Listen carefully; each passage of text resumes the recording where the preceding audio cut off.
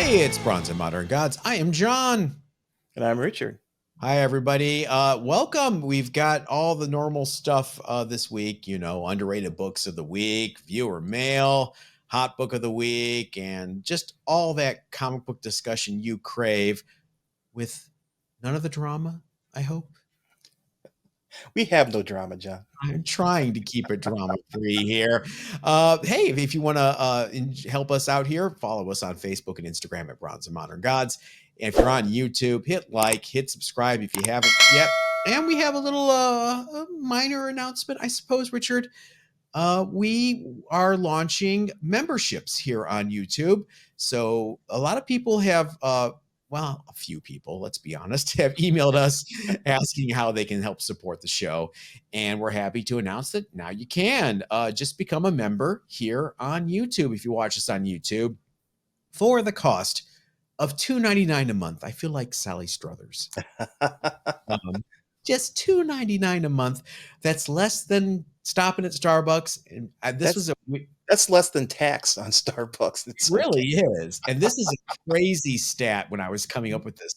This is less than a copy of a new comic book.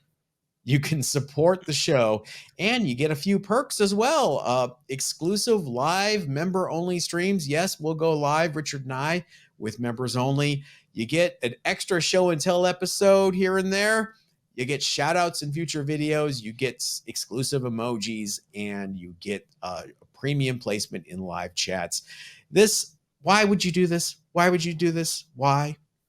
Because it'll help Richard and I go to more conventions in 2024 and provide you the coverage that you so crave. It's easy. Just hit the join button next to the subscribe button right here down below if you're watching us on YouTube. If you're listening to us on your favorite podcast platform and you still want to support us, God bless you. Just head over to YouTube and click that join button. And there will also be a link in the description going forward. Richard, how do you feel? Do you feel dirty doing this? No. I think it's we do a lot, and we'd like to do more. And I think if people appreciate what we do and want us to do more, giving us a hand and turning that donation into something for the audience, I think is appropriate. We really appreciate each and every one of you. If you can't do it, don't stress. We still love you. You'll still be here every week, no changes. But if you can, you get a little extra in your stocking this holiday season from Santa John and Santa Richard. Moving on to our hot book of the week. Richard, take it away. You love you some X-Men. Yeah, I never thought I'd see this book as hot book of the week. It's Uncanny X-Men number 164, the first appearances of Carol Danvers as Binary. This book has been kind of the redheaded stepchild, I use that phrase, of the X-Men series from this era forever. It's been it's never held any significant value. People have derided this book for years. Now Raws are selling up to $45 on eBay, which is phenomenal. And a lot of the activity is thanks to the new Marvels movie, which opened this week. The print run on this has to be in the 300,000s, I'm guessing. I didn't have a chance to look it up before the show, but this was prime X-Men era, that second Dave Cockrum run that, it's not as well loved as the John Byrne run, but the print runs were bigger. And I didn't think anybody would ever go, oh, Carol Danvers is Binary. We had a live sale last month. I think I sold like 3 copies of this, much cheaper than $45. But that leads us to a little discussion about the Marvels. I haven't seen it. Have you? I have not. Do you want to? To be honest with you, I really don't. It had such negative press and vibes going into this the opening week. I watched one other YouTuber go to Ticketmaster or Fandango and go through the different showings for Thursday night to see who's reserved tickets. Nobody had. 1 or 2 seats were here or there. Wow. For Thursday, for Friday, for Saturday. It was just a ghost time of reservations. I didn't look around here, but he was in San Francisco. It wasn't like in the middle of nowhere. So yeah, I think this particular movie has suffered from that negative press, and from what I've heard of the movie from other sources, it's kind of justified. Well, we're recording this over the weekend, and a big article kind of went viral as we recorded this on deadline.com. I will link to it in the description, I promise. The bad news is this is tracking to open between 47 and 52 million dollars this weekend. That will make it the lowest ever opening for an MCU movie. Now, a MCU Disney movie proper. There have been some others that were Fox related or Universal related back in the day, like The Incredible Hulk or Morbius, that don't really count as MCU movies, and they opened lower. And this Deadline article kind of goes into all the reasons, speculation. Is there superhero fatigue? Are people tired of these movies? Are they like musicals in the 40s and 50s? I mean, musicals were the hugest thing, and then people just got burned out on them. Mhm. Or my take on it, maybe, perhaps, we just don't give a crap about these characters. I wonder what Brie Larson has had so much controversy with the Marvel fandom over the past few years. I wonder if there was a different Captain Marvel besides her, if this movie would have done better. I mean, we're talking like post-mortem here. It's still it's just the first week of the show of the movie being available, but that's also the biggest cash week. When Yeah. the movie's fresh in the theaters. But yeah, Brie Larson really just scratches or rubs people the wrong way, a certain crowd the wrong way, and that crowd happens to be pretty vocal. So I wonder if that had some effect on it. There's a bit of misogyny in there, frankly. But in my opinion, I don't feel the need to go see the movie, not because it's a woman character. Where's my Marvel superheroes? No, not any of that. I saw Captain Marvel on Disney Plus. I liked it. It's still the highest grossing movie to ever feature a female lead superhero character, higher grossing than Wonder Woman, by the way. Um, but I didn't leave going, wow, I really like Carol Danvers now in the character, and I can't wait to see the sequel. Yeah, I absolutely agree with you. A lot of the controversy, I don't care about. But for her in that movie, I just didn't feel her attachment to the character like Robert Downey Jr. to Tony Stark. There was a connection. There was chemistry in that casting. For her and Captain Marvel, it just felt stilted, and I just didn't feel like she became the character. And also, it's the Superman problem, frankly. Too powerful. Uh, Hmm. there's no sense of danger with Captain Marvel. I mean, she took on Thanos and like beat his butt. Very Deus ex machina in a lot of ways. And I think that might be a part of the problem too. Going back to the first movie, there's an issue when the most likable, relatable character is the cat. Right. I mean, you and I are biased when it comes to cats, but I walked away like, "Oh, the cat was my favorite part." It wasn't like, "Oh, I really like Nick Fury in this, and I like the fact they took place in the '90s." No, it was, "Oh, the kitty." Uh, no one watched Ms. Marvel, the TV show, and that's the metaphorical no one. Of course, people watched it, Mhm. but I I didn't. watched it. I watched it with my wife, and we Yeah, found the show to be enjoyable. There is a certain joy in Kamala Khan to be a superhero, and there's this wonder about her, and I enjoyed that about it wasn't one of these characters that has been a super for years and years and just is really jaded. right. I enjoyed that aspect of it, and I just part of it, I just don't like her new power set. Yeah. It really just doesn't do a whole lot for me. Um, I understand sort of why they changed it, but it just doesn't make me go, "Wow, that's an important character that I want to follow." Yeah. Hey, shout out to all the people on Instagram and social media that spoiled the credit sequence. Easter eggs. Really appreciate that, guys. Thanks so much. We love you. Don't ever change. You. I have been spared that. I have stayed off of Instagram. Um, I may go see it tomorrow, and we'll Yeah. see. Just because um, this the completionist kind of thing. I've seen all the Mhm. other MCU movies. It's something that I want to see. I wonder, Kevin Feige has taken a step back, put a pause on all the new Marvel movies, and is rethinking how they're going to use the Wars movies war movie to kind of soft reboots the MCU. Smart. This movie slipped, it was already a train in motion. I don't think he had the ability to stop the Marvels from being released, but I'm hoping it's the last movie that suffers from this malaise that Marvel has gotten into, and I'm hoping that they take the opportunity to restart with, they're talking about using Doctor Doom as the big bad in Secret Wars, and moving forward, which I absolutely love, obviously.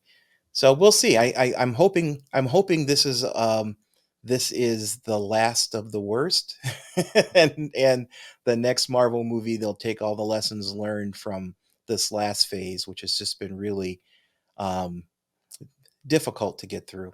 And the next phase is going to be more enjoyable because it really is for the fans, right? I mean, if the fans aren't enjoying the storytelling, then what's the point? You know, and I think that they really need to go back to that. What do people want to see? And put that on the screen, not necessarily what you want the customer, what you want the fans to see. And I think Kevin Feige has seen that that's what he has to do. We talked about that last week where, they stopped adapting the classic stories that everybody's waiting for. We're waiting for Galactus and the Silver Surfer. We're waiting for Secret Wars. Hell, we're waiting for Secret Wars 2, where the Beyonder learns how to use the bathroom. Uh, Yeah, so there's so many class. I mean, it's almost criminal that you've got 70 years of storytelling to draw upon, and you're not picking the A-list stuff. yeah. It's really something that they should take advantage of. What go crazy? Where's the Invaders movie that takes place in World War II? Oh You yeah, know? yeah. Where's the Funny Champions movie that takes place in the 70s, because Hercules is immortal, and we've had more than one Black Widow we've seen in the MCU, so maybe it's an earlier version of the Black Widow. Do something fun like that. Yeah. Where's my Uh, Gatorade bill? Come on. right. Where's our paycheck for all the consulting we're doing? Yeah, just take our show and use it as story writing. Yeah. But make sure you support the show if you're going to steal our ideas. We'll take Marvel's 2.99. Yes, that Right? that I would definitely do that. Well, while we wait for that Disney, sweet, sweet Disney money to come rolling in to help us buy more books, we can show you what we've got in the last couple of weeks as we go through our collections in our little show and tell segment. Reminder, if you join and become a supporter of the show for $2.99 a month, you will see extra show and tells throughout the month. I can start, Richard. I have a little theme for my first two books, Okay. okay? This I got from our friend Steven at Minor Keys Comics on Instagram. It is Omega the Unknown #9, the 35-cent variant. Nice. Talk about an obscure title and a scarce 35-cent variant, because somebody had to really like Omega the Unknown and buy it off the newsstand at 7-Eleven and live in one of the areas where they were testing 35-cent variants. So the fact that it's a 6.0 white pager, that's why these books are so scarce. I was super pleased and excited when Steve sent this to me. Awesome. All right, so are you collecting 35 cents? Are you trying to I did for a while, and I gave up. 30-cent variants are a little easier to come across than the 35-cent variants. I think the print runs were lower. I think there weren't as many test markets for the 35-cent variants. So I gave up. But when I see a title like Omega or Howard the Duck or something like one of the Munster reprint titles that have a variant, I can't resist picking it up. yeah, getting that Star Wars #1, it would be really, Oh really tough. God, can you imagine? We could retire. We wouldn't Yeah. need Disney's money. What's your first one? I came across this on eBay last week, and I snapped it right up. It's Zoot number 13. Oh, look at This is you. a graded copy. I have a raw that I bought in Baltimore, but came across this for $128 on eBay. Do me a I favor, adjust it just a little to there you go, perfect. it's great. It's a 2.0. I don't know why. It looks really nice. I have not looked at the grader's notes on it yet, but it's a really nice looking copy. The back of it's really clean and nice. So there must be something that's causing an issue with it. And one of the nice things about it, it identifies here in the comments. This is the later issue, or a later issue of number 13 exists. There's actually two different Yeah. issue number 13s for Zoot. So, and it's a classic Zoot cover. You've got Rula in her bikini that she wears around in the jungle, and she's wrapped up by a giant python and being attacked by leopards. You know, it's just a Tuesday for her. Early hentai cover. Yeah, barely. Yeah. But yeah, this I'm trying to get all of them. They're you know, so right now I've got two graded and a couple raw, and so slowly but surely I'll fill it in. Trying to get it done before the prices go up because Golden Age books are becoming a target. They sure are. We'll talk about that in viewer mail. What do you think is the spine split? Maybe? Maybe it's split to one of the staples, and that's why. There are, yeah. If you, like, I can't. You're not going to be able to see it here on the thingy, but yeah, there is some spine damage, and it looks like it may be split in the middle. Okay. Um, They'll hammer that. They really will. yeah. Or the cover looks attached. I don't know. I'll have to read the notes. Yeah. Okay. Off white 2.0, $128, no brainer. No brainer. Moving to my next one, back on the variant train for me this week. This is Marvel Spotlight, Volume 2, Number 1 from 1979. And this is the no issue number variant. Oh, See how it's missing yeah. the number 1 there? I've never seen this before. I bought it. And if you look, part of the black plate also falls off on this. There's a blue line where that is an error as well. And it's marked as a number variant on the Really? yeah, that's what it says on the label, number variant. It's a 9.0 white pager. I remember buying this off the newsstand. I had a subscription to Captain Marvel. I think I've talked about this on the show. The very first two Marvel comics I had subscriptions to were Howard the Duck and Captain Marvel, the lower ends of the Marvel universe at that time, because I couldn't find them locally on the newsstand. So the only way to find those issues was to subscribe. And when they relaunched Marvel Spotlight, they had some extra inventory stories left over from when they canceled Captain Marvel, and they threw them in here. And this actually made it to the newsstand, I think, because it was a number 1. But I've never seen this variant. Your subscription books, because I never subscribed to a comic back in the day. Yeah, Did they come, when they get folded to be put into your mailbox, or I how gentle subscribed. is your postal worker?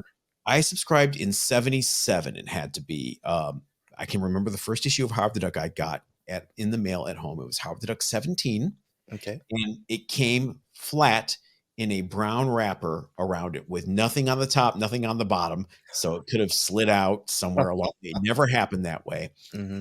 And the Marvel subscription ads in the house ads at the time were trumpeting the fact that now mailed flat, because they did used to fold them and then put a brown wrapper around them. And I think Mm-hmm. people were like up in arms. And so they bragged about them being mailed flat. And boy, it was the best time when I would get those in the mail. It's because you're a kid, you don't get a lot of mail outside of Christmas. And I'm like, oh, my new Howard the Duck's here. And every month Howard would come, and Captain Marvel was bi-monthly. So I'd have to wait 60 days for the new Captain Marvel. And then Howard went bi-monthly like 4 or 5 months after I subscribed. So then I had to wait for both of them. Memories. What's your next one? My next book is this is something that I'm just recommending people pick up. I'm seeing this is a good old Doctor Doom Kirby cover from Fantastic Four. This is Fantastic Four. This is 86. Hold it Uh, up a little higher. Oh, This nice. is this cover's got Doctor Doom on the cover in all of his glory, and then the Fantastic Four cowering before him in the foreground. You know, Kirby did so many just really gorgeous Doctor Doom covers around this period, and they have traditionally been a pretty good value, pretty good deal. You could get them. I think I got this one. Doesn't, it's not marked. I think I got this for like 25 bucks a couple years ago. But these things are going up, and for a couple of reasons. One, because it's a 12-cent Fantastic Four, so you know these old Silver Age books are going to increase in price, especially the ones that are in good quality. And this book is probably looking at it probably a 7.5, maybe an 8. Um, and the second reason is because Doctor Doom, you know, they're talking about making Doctor Doom the big bad for the Secret Wars movie. Please, please, please. Why So would you not? I remember when they announced Kang, how much we made fun of the fact yeah, that ooh, Kang, ooh. I don't know. Are they trying to save all their A-listers for like what? You know, it just baffles me why they've got all these great characters. You know, Galactus, Silver Surfer. Why hold on to those characters? You know. Yeah. Anyway, so yeah, there are a number of these issues. I'll probably pull one or two of them out here in the future weeks of Fantastic Four below 100, where you know, me personally, I think it's Kirby's best work for Doctor Doom on the cover. It's just the vibrant greens and the yellows and the steel of his armor is just imposing. You And like that better than the Foom cover where he's like pointing down? that one's a little kind of goofy. Okay. Okay. I've got a Foom cover over here on the wall.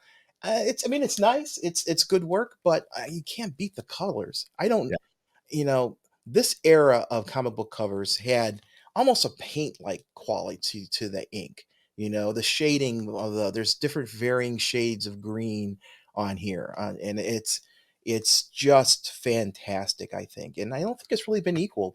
And to me, they're things to be collected. So I definitely recommend this is Fantastic Four number 86 this week. And there are several of them in the series in those, like I said, the sub 100 Fantastic Four. Pick them up if you can find them. And I think you can still get them for a reasonable amount of money. Once we hear Doom is definitely in Secret Wars, it may not be true anymore. Shout out to Stan Goldberg, who colored pretty much the entire Marvel superhero cover line Oh wow. the 60s. And he had a really good eye on that shading and the colors you talked about. Uh haven't talked, well, maybe it's been a couple weeks. I had that since I've talked about Young Men. You talked about Young Men last week.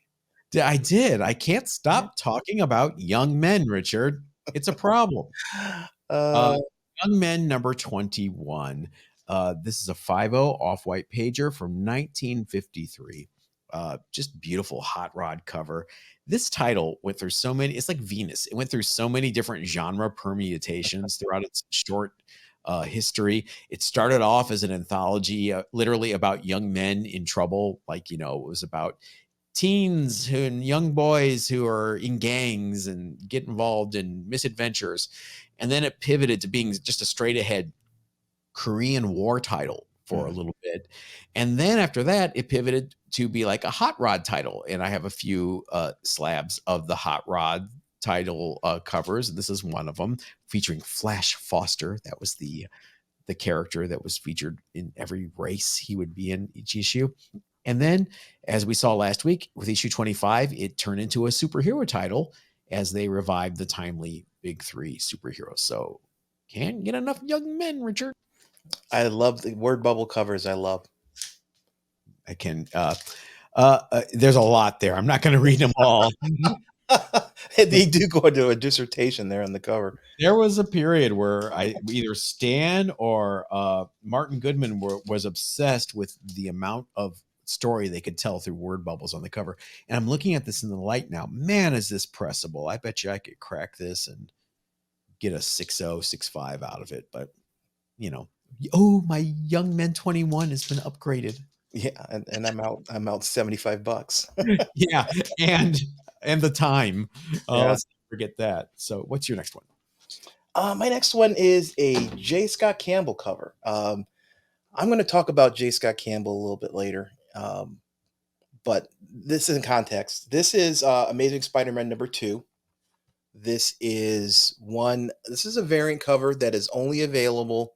It's Miles Morales holding um, Spider-Gwen in a certain pose. Hey. There are 4 other covers. If you look here on the back, you can see the 4 other covers. There's Peter Parker holding Mary Jane. You've got Peter Parker wearing the black costume, holding Mary Jane. You've got Venom holding the Black Cat, and then you've got who is that over there? You got Peter Parker holding Mary Jane again. And then the 5th cover, which is this one. Those are covers A through D. This is cover E, and that is this Spider-Gwen cover. Now, this particular cover is the smallest print run. I think it was 1,000 for this print run, and it's nice. It's got the Spider-Man banner, but yeah, there's 5. So this is sold only exclusively. All 5 covers were sold exclusively off of jscottcampbell.com, his website. And so the only way you can get it was to buy it from the website. These things sell out almost immediately when he puts these books. Always the high letter ones go first because this one is the most rare. So this goes first, and then eventually they all sell out. What year was this is 2018. And what's the issue number again? Amazing Issue Spider-Man number 2. *2 of the 2018 series. Yeah, Okay. I'm trying to get my monitor in the picture. Oh, I see that. Well, It's a very reflective cover. it sure is. Anyway, so this is one of my PC books. I love. I've had several of these the other 4 covers for this particular issue. J. Scott Campbell stuff is always popular. Yeah. But I've ended up selling the other ones. I've kept this copy because me, I'm a Miles guy, so it's one of my Miles collection. All right. Well, I think it's time to move on to the Doll Man bondage cover of the week. There it is. It is Feature Comics 124. I haven't featured this one yet, have I? Have you? I don't think so. Okay, It I've is. seen it before because Because I share everything with you, Richard. This is our intrepid Tiny Titan trussed up, per usual, against the flat portion of a hot iron that's being plugged into the wall. What a way to go. Wouldn't it just burn the ropes first? well, who dislikes him so much that they find varying ways to torture him? Along with the endless supply of tiny ropes. Yes. Well, not only did they find endless way of torturing him, but they're unsuccessful at it every single time because he manages to escape. And doesn't he just have to stand up here and run? Yeah, he could take the iron with him. Yeah. Exactly. Not a lot of suspense and drama on this cover. And it's funny. I am such a nerd, you guys. I'm with you. I saved the Metropolis sticker. How much they have it as a 6.5. It doesn't have the price. I forget what I paid for it. But very nice later Feature Comics with Doll Man. So you guys got your bondage cover of the week. Are you happy? Pervs, says the guy who owns the book. Time for everyone's favorite portion, perhaps. Viewer mail. You've got mail. You tell us if it's your favorite or not. My first piece of viewer mail comes from none other than Hog Nations. I'll give you a second to take that name in. In reference to our discussion last week about who the first Black female villain in Marvel Comics is. And I brought up Captain America 164, first appearance of Nightshade. And Hog Nations says, I think the first female Black villain might go to Black Mariah, who appears in Hero for Hire #5. I remember seeing a female Black villain named Necra on the cover of Shanna the She-Devil #5. But after doing a bit of research, she's actually an albino in the comic book story, which is true. Go figure. Not Marvel's finest moment, that's for sure.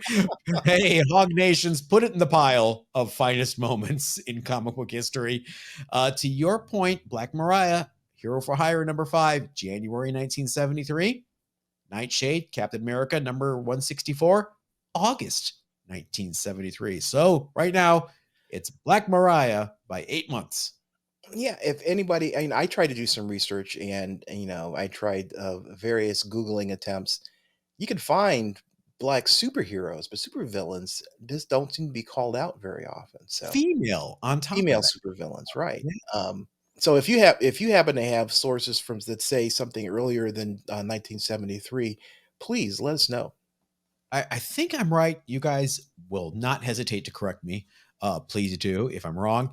Black Mariah is kind of a pun on what they call the police wagon in the UK. They called it the Black Mariah, which, if she's a villain, why would she be named after a police paddy wagon? Okay, moving on. What is your next piece of your mail? My first piece of viewer mail is from YouTube commenter Timothy Markin 4481. Timothy. Hi, Timothy. Talking about ASM 245, which we talked about last week.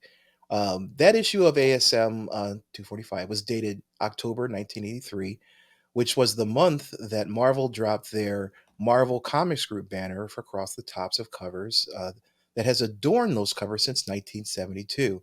That was a big deal for 15-year-old me.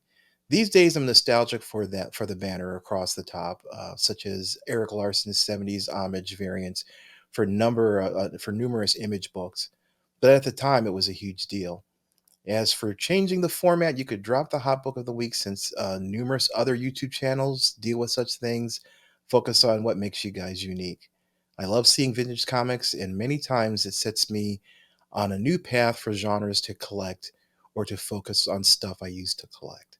I'm on a huge Atlas Westerns tear now, John. Thanks to John showing off his that Gunsmoke Western 66 a few weeks back.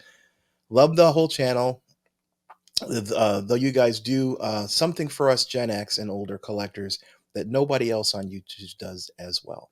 Well, thank you, Timothy. I appreciate it. Yeah, you know what? I X-Men is a good, that banner across the top. Any X-Men that has that banner to me is a premium over the issues of X-Men that are later. That I forget which issue we talked about it in another episode. Which issue was the first X-Men that dropped that banner? But yeah, I missed that banner. The banner is symbolic of Marvel Comics to me because it was there for so much of what I've found as the formative years of my Marvel collecting habits.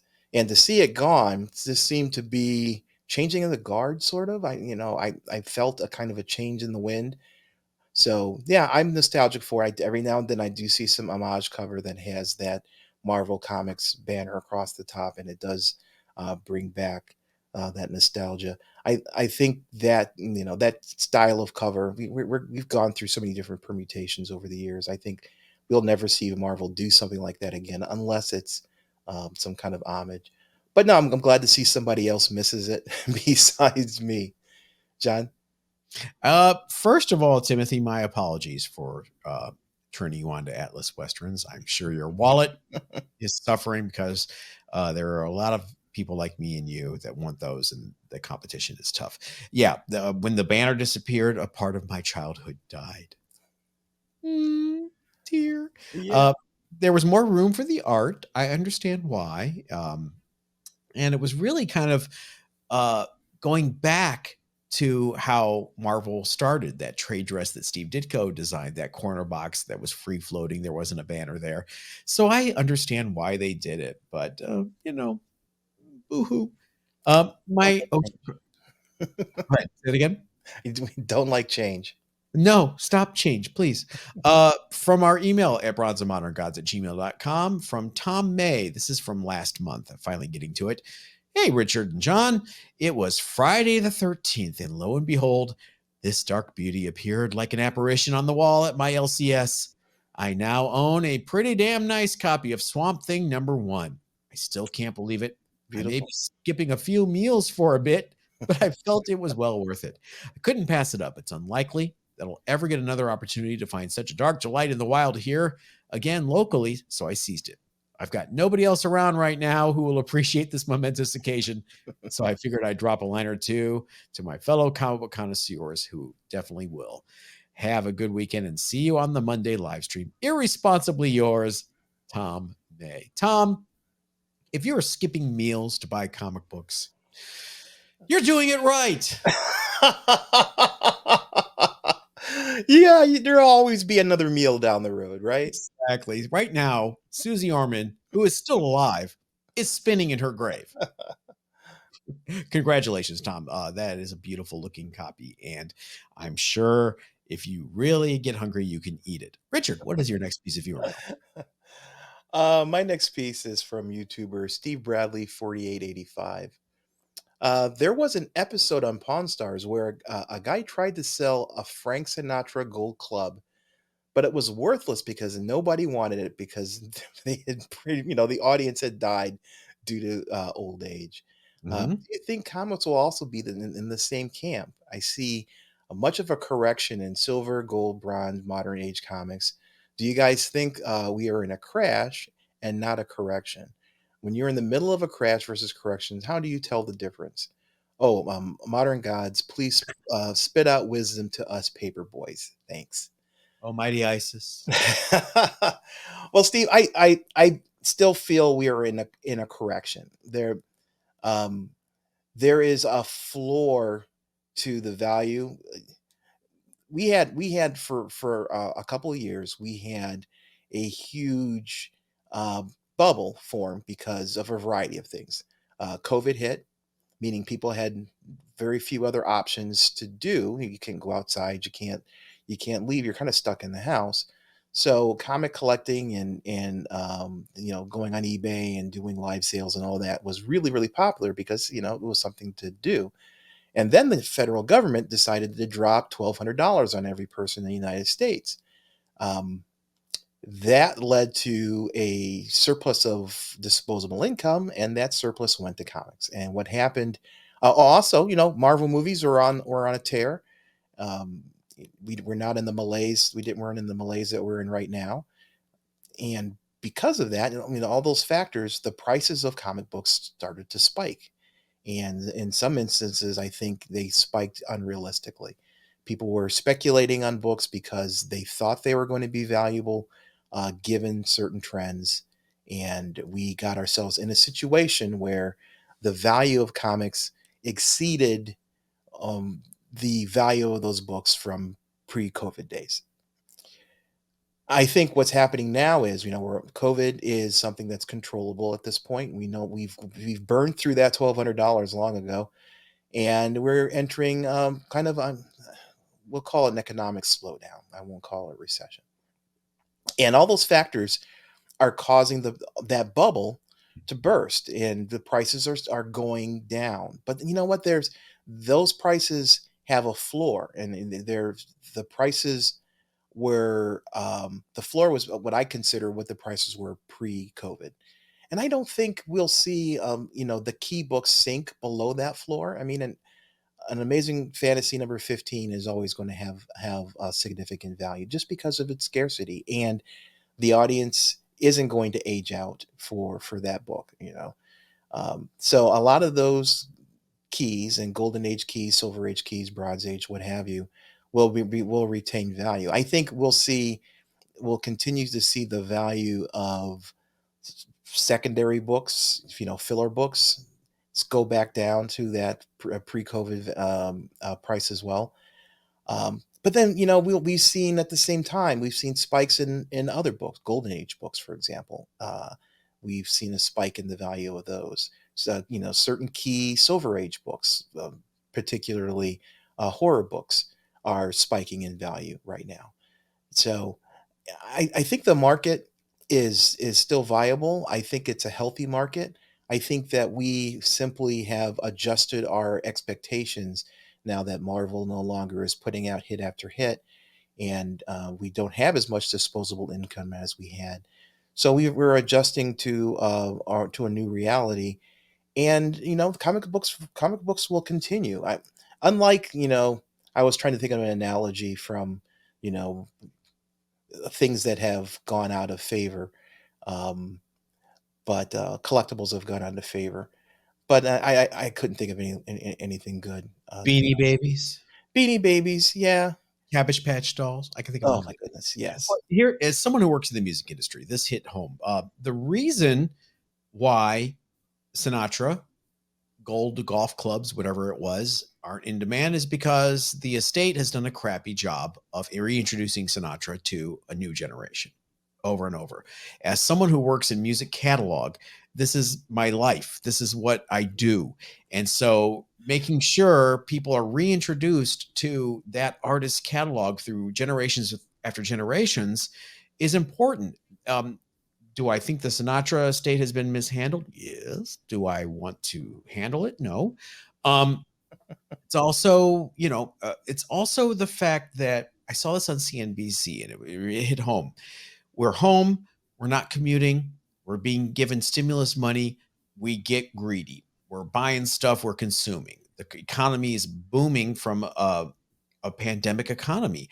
The pandemic lifts, all of a sudden you're commuting again. You have to be back in the office. You have to be back at work. You're paying for gas now, but you have not adjusted your spending habits that you attained during lockdown. So your credit card debt is now going up. The price of the gas and the food, inflation, everything's going up now, but you haven't adjusted your spending. So not only are things costing more, but people are more and more in debt. So the discretionary spending has been reduced. Also, I think people need to get rid of that debt. But Susie Orman is now not spinning in her grave. She's forgiven me. We can go on and on and on. But yeah, Well, how do you feel the health of the market? Do you think there's a we are in difference. a crash There's a or difference between a crash and a correction. This is a correction. A crash is, God, I can't. I even have an amazing Fantasy 15 and I can't sell it. Mhm. You can sell it. You're just priced too high. Um, and I would hold it. It's like stocks. I have a first appearance of the whatever. What was that Legends of the Dark Knight book with the Dark Robin, King Robin, or whatever Oh, his name right, was? the Robin King. Yeah, Robin King, 1 in 25 variant. Yeah, you're not gonna no, sorry, that's over. That's a crash. That's basically kindling at this point. So Richard and I are leaning into golden age now, and we weren't around in the golden age. We couldn't afford it before. Captain America is still Captain America. And those books still have value. So that's my opinion on it. And we'll get into more Golden Age in Richard's next piece of viewer mail after this one from Doc Reasonable. Mhm. I wish I still had all my old Newtons from Australia with the posters and swap cards inserts attached. In fact, Perth is where I first discovered them at the end of 1975. So good call, John. Yes, I suggested us going to Perth Mhm. uh, to raid all the bins. It's kind of the same here in the States. If you go to smaller metropolitan areas, if you go to a Minneapolis versus a LA, you're probably going to have a more fun time digging through antique shops and finding some buried treasure. Right. So let's go to Perth. Let's make that happen, please. I'm happy to go anywhere, to be honest with you. Right? You just need a vacation. What's your last piece of viewer mail? My last piece is from Tony Miles 273 from YouTube. Got a question from a really old fart, 64. 64. Dear Lord, you're going to crumble into dust. To two younger old farts, I noticed a trend in my personal collection. While it's getting smaller in size, it's strongly improving in quality. I've come to the realization that I don't need every issue of the titles I collect. Are you guys experiencing a similar trend in your own collection? Do you think that this is just a natural progression as we age, or is it just me? Wow, Tony, you are right aligned with the way my collection is going. I, I feel that I have a core collection, core issues that I'm interested in. Now I do have runs. I have the X-Men from 94 through 300, and I consider that's done. That's my X-Men run. But for the most part, I collect the issues that I want, that are important to me. Fantastic Four, I pick the issues that are important to me. The Hulk, I pick the issues that are important to me. And I have noticed also over the past year and a half that my core collection is getting smaller. It's shrinking, but the quality of the books, all the extra books are falling off, and it's I don't know if it's an age thing or is it a space thing. Turn around and you look at the um, long boxes of comics that are out there and figuring, gosh, I need to do something about all these books. I think maybe it's a combination of factors, but I yeah, definitely in the last A year and a half. A Pardon? equals B. A equals B. When you get older, you get more books and the space Mhm. becomes a premium. Yeah, and so the books that John and I talk about here for show and tell, I think a lot of them are just are just PC books that are part of that shrunken collection, and a lot of this other stuff is going to fall off. Yeah, I agree 100%, Tony. Um, breaking news, Richard. I stopped buying Captain America. Really? I, I sat, I was, like I told you guys the last few weeks, I've been on an organization tear. And I'm going through and I see all these current Captain America books I've been buying. I'm still buying every issue of every spin-off, United States of Captain America, whatever the hell that was. Sam Wilson Captain America, Captain America and the Winter Soldier, Captain America and Black Widow, blah, blah, blah, blah, blah. And I'm going through and I'm trying to organize it and it's driving me nuts. Do you know how many volumes of Captain America there have been in the last 15 years? I don't. I can't make head nor tails of them. Um, And then restarting issues, that's what I'm talking about. yeah. I have 4 different Captain America number 5s. What are they? Are they ones from 2018, ones from 2019, ones from 2021? What and I'm looking at them and I hate them. After the Nick Spencer run, I stopped reading them. I've tried to read some here and there. Captain America's not Captain America anymore. He's some cosmic time traveling, so far from the root of what it's supposed to be that I organized everything as best I could, and then I sat back and I went, okay, everything from the year 2010 forward took up 2 short boxes. Wow. That's too much Yeah. for I almost used the S word for stuff, the other S word I'll use that I can't even bother to be reading. And so I stopped it on my pull list. I don't want that in the house clogging things up anymore. If you go back to one Captain America title per month, written and drawn with some quality, I might come back. But now my modern comics are down to Savage Dragon, out of habit, but it's only one title. Um, Love and Rockets, and I think that's it. Yeah, yeah. I'm sporadic in buying modern books. I may go a while between buying things. Typically, Miles Morales, Love and Rockets. Although I haven't read Love and Rockets in the last couple of months. It's so Um, good. it's I, it's interesting. I'm kind of leaning with towards your whole complaint in that I don't feel comics Marvel puts out comics to sell comics, and that's always been the case. That's it's a business, and I understand that. But I think they're taking advantage of the market by putting out all these spin-offs and putting out and restarting um, these series so many times so they can have more number ones, so people will increase the buying because they want to collect number ones, and the variant covers of 50, 75, 80 variant covers for a particular issue of Spider-Man or what have you, and DC does the same thing. I shouldn't call out only Marvel. And these are not tactics to increase to improve the storytelling. These are all tactics to increase the sell rate, and that's their sole goal, is to increase the number of copies and the number of copies of a particular book you're going to buy.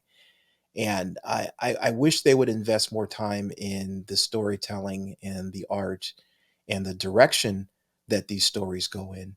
um, but at some point, I understand it's a business and they need to sell books to stay in business, because they're not selling 300,000 copies of these books anymore. But I also get to vote with my wallet, and I typically go for the indie books. I like the indie stories. I like the stories when the creator is a part of the equation, like Love and Rockets, and that's what I point my collection to and my wallet. So Yeah, for organization purposes, Marvel, do me a solid and at least put the legacy numbering on every issue, please. Um, so I can, if I want to read the Tanashi Kate's run of Cap. Oh, well, okay, wait, hold on. I got to find the issue 6 that has Tanashi's name on the cover, because there's another issue 6 that was Nick Spencer, and then there's another issue 6 from the new writer who I couldn't be arsed to name. So it's crazy. yeah, Take and another thing, since we're talking to Marvel directly, put the issue and legacy number on the cover of the book. Don't put it on That's the what I'm back. saying. Oh, you're talking about, okay, yeah, put it Yeah, on the cover, because if you put it a bag and board that book, yeah. 6 months later, you'll look at it and you'll have absolutely no idea what number it is. Are there editors anymore? You know when there were editors, Richard? 25 Yeah. years ago. 25-year-old editors made sure things like this came out with covers like this. Oh. Take it away. Yeah, our 25-year-old book this week is Danger Girl number 2.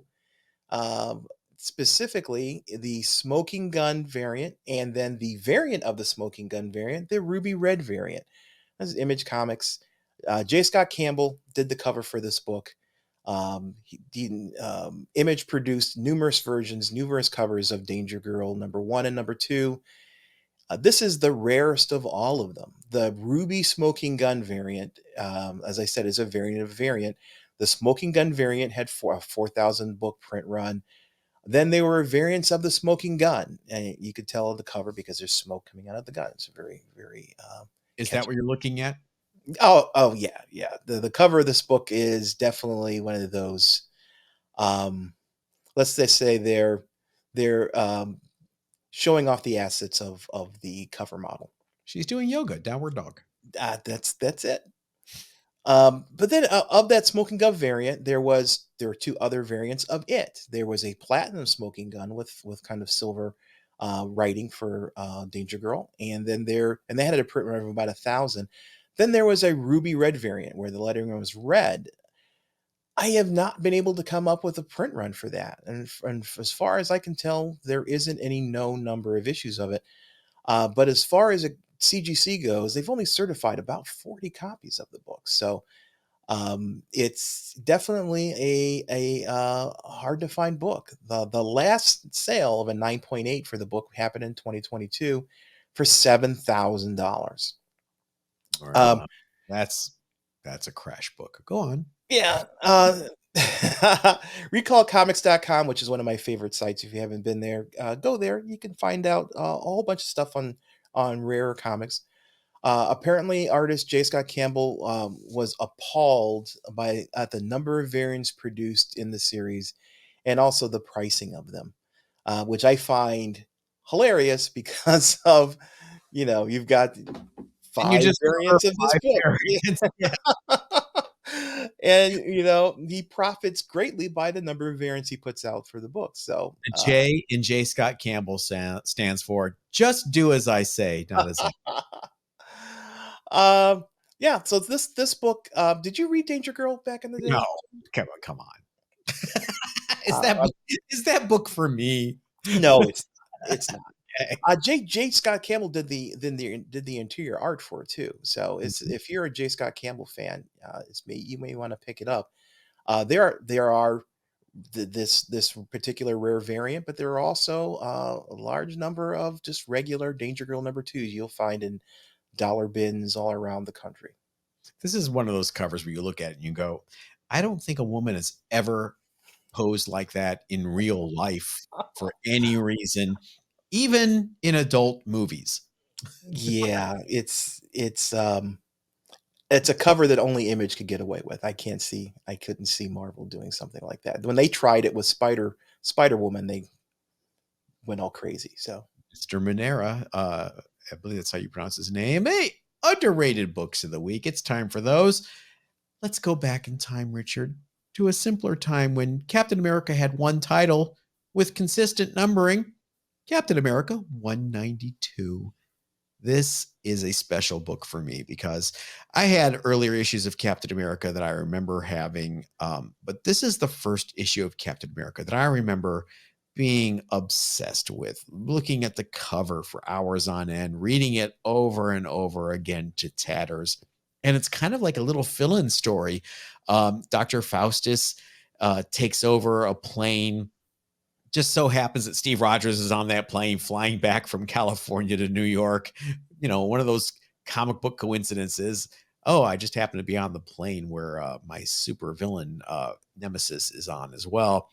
This book is interesting because it's considered the first appearance of the new Moonstone, Carlos Sofin from Thunderbolts, which is weird. I definite retroactive continuity because there's a woman in here that's one of Dr. Faustus's hench persons, and her name is Carla.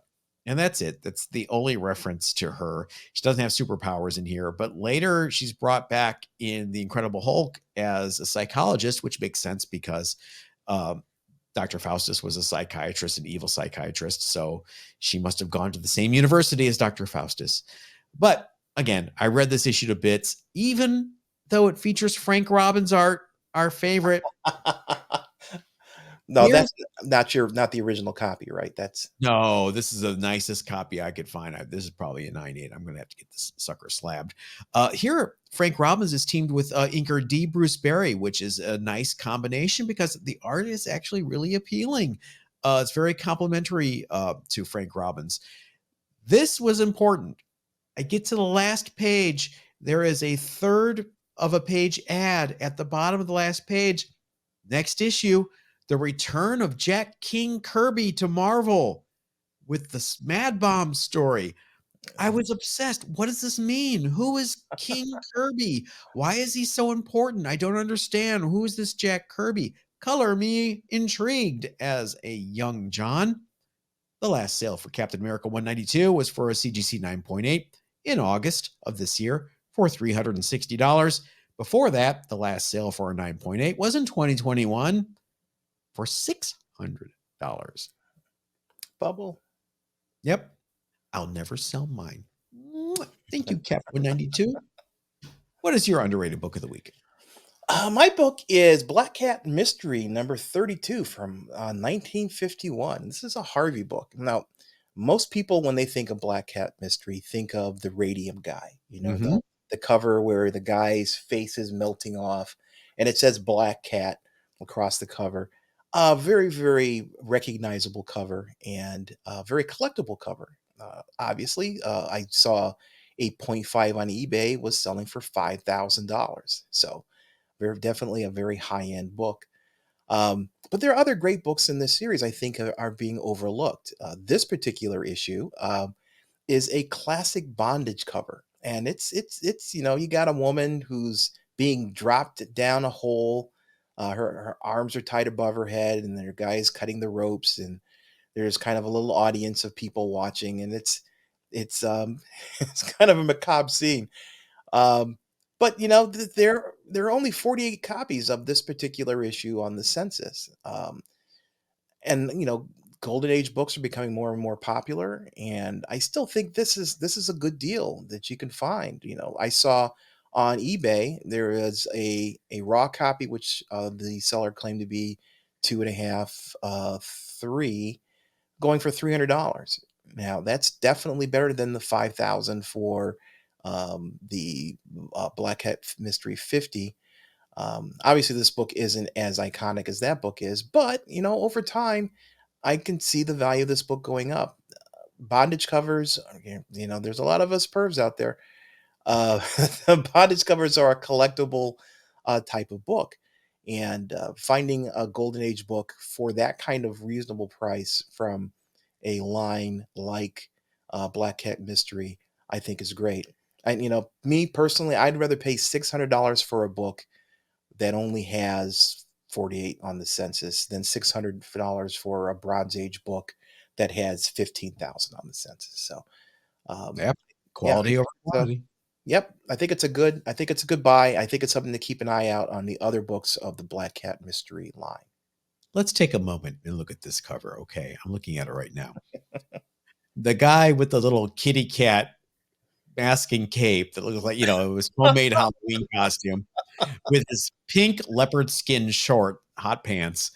Uh, the guy in the back with the glasses holding the last will and testament, which is signed by Judy something. I'm guessing that's Judy being dropped into the hole. Yes, I think Poor that's Judy. implied. Yeah, poor Judy. The green ogre gremlin thing bouncing with glee, the literal black cat on the cover to the left of the hole.